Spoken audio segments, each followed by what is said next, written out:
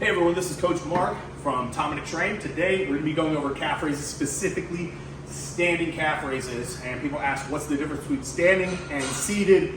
Well, in standing, our knee flexion is going to be minimal, meaning the soleus on the outside is going to be a little bit taut and tense. So you're not going to get as much of this soleus engagement that you would in a seated fashion.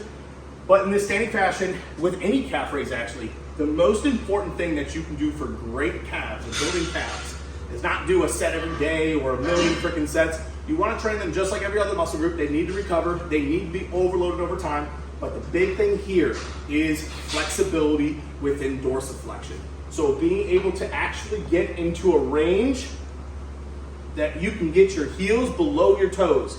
If you have poor dorsiflexion, it's going to be important to do certain drills and stretches related to this in this fashion, whether you're against a wall and you're trying to get your knee to the wall and you slowly move your foot away from the wall, trying to get your knee, right, trying to increase this dorsiflexion here. Or you can even do it on an incline bench where this is essentially already in dorsiflexion and you work yourself forward, slowly just putting pressure in and again, opening up this dorsiflexion in that loaded range.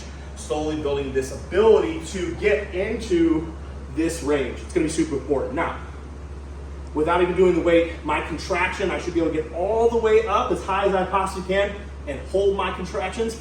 I want to then control on the way down, getting into full dorsiflexion. I don't want this motion. I shouldn't be bouncing throughout the motion. So, what this looks like, loaded. I'm gonna keep my knees slightly bent and not knees locked all the way out.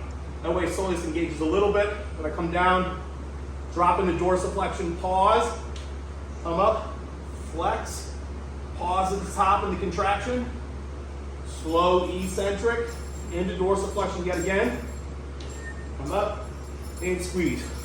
We really want to draw out that tempo and train this to absolute failure to get bigger calves. All right, so for more videos like this, make sure you subscribe, go to TommyTrain.com for coaching.